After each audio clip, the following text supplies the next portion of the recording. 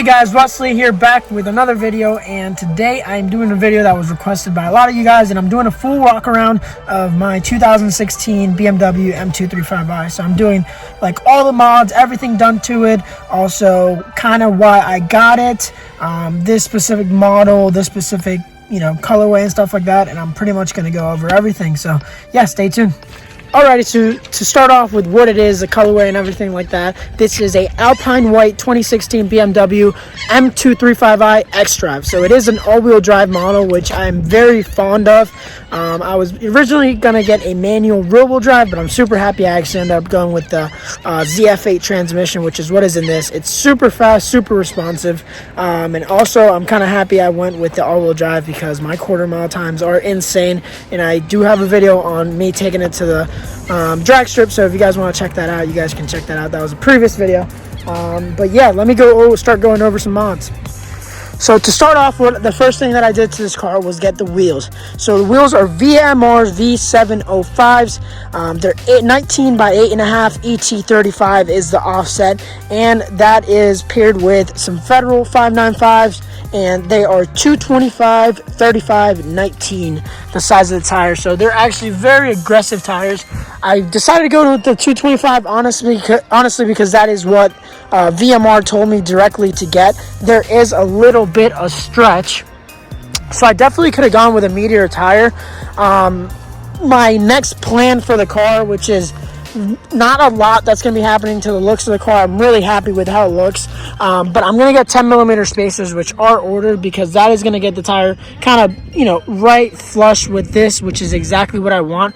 Right now the fitment is really good, but with a 10mm it's just that much better. I could definitely fit a 245, so if you guys are kind of buying the same style wheels or the same size, if you do have an all-wheel drive model and you do go with 19 by 8.5 ET35, which is a really good spec for these cars, but if you do go by that, obviously this is how the 225 is going to look, which it looks very good. There is going to be a little bit of stretch.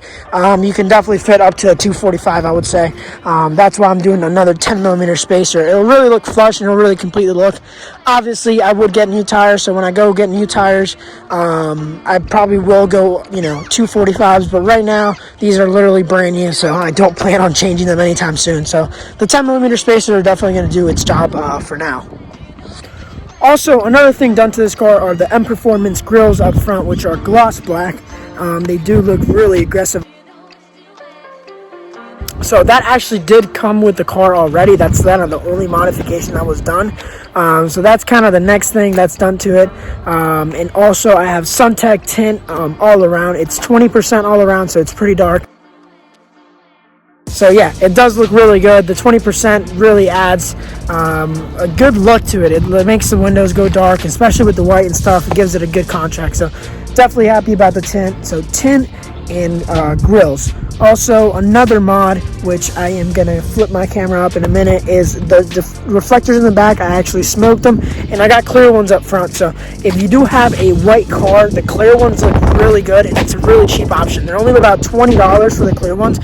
You can go paint match with, which obviously look beautiful when they're paint matched, but they're more like, I think like $250 for both the front and rear. So if you smoke the rear and you get the clear up front, it really does look good. And honestly, I don't plan on changing it anytime soon because it really just looks so good.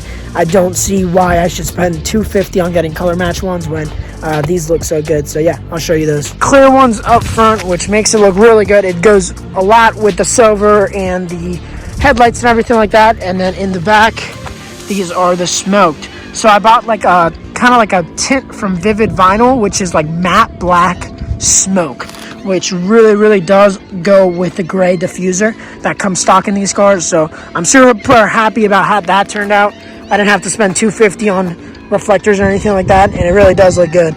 And now into bolt-on parts. So what's done to this car is a intake. The car has a BMS intake. It has a VRSF downpipe, VRSF intercooler, VRSF charge pipe, and yeah, and then just the intake. And then right now I'm on Boot Mod 3. The pulls that I did, those pulls are done with the Boot Mod 3 Stage 2 Aggressive Tune on 93. I do have the pack where I can get all the tunes, and when I went to the drag strip, I was running the E30 Mix tune, which is absolutely amazing.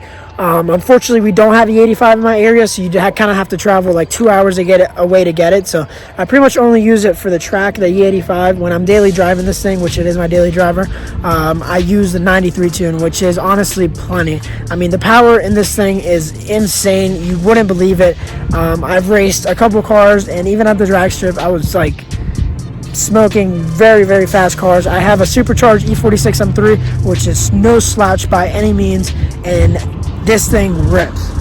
Other than that, it has a resonator delete, which I recently just did, and that's pretty much everything done to the car. It's very simple. I've had the car for about 6 months now, and when I bought it, the only thing done to it was the grills. So other than that, the car was bone stock, and it's been honestly amazing. I'm really big into like the OEM Plus builds, so I don't like a lot of like the aero and everything. So this car probably is going to stay looks wise just like this. I don't feel the need to get a bunch of carbon fiber. I don't feel the need to get a bunch of, M Performance lips and stuff like that, because honestly, I just think this car looks so beautiful. The bumpers are already like a very, very nice shape. I don't really feel the need for the lips. Maybe eventually I'll change my mind when I get tired of this look. But for now, I'm really loving it. Just like the clean, very simple look, but very nice too. So that is pretty much everything done to the car. I'm also going to be making a walk around on my E46 M3. So for now, that is what's done to the car. And yeah, super happy with it. It's been an awesome car. Like I said before, I was going to get a manual rear-wheel drive model, but this thing popped up. The colorway was exactly what I wanted, which was Alpine white with the coral interior, and it's been honestly just a great car. I daily drive it, and if you put it in eco mode, the miles per gallon are good. You can have tons of fun. It's been great so far. So yeah, that's pretty much everything done to the car. I'll also show you guys the interior before we leave. So I know you guys didn't take a look at that. There's nothing done into the interior, just a red start button. But other than that, it's simple. So yeah, guys, that is the full walk around on this car.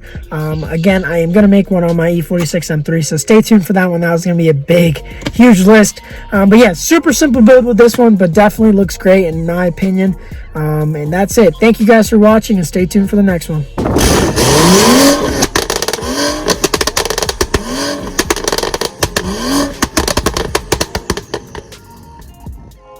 Okay guys, so I'm about to do launch control, and I'll put a thing of the draggy. So I have a draggy that records like the exact times. The 0 to 60 in this thing is 3.8 seconds. So it is a very aggressive and very fast launch.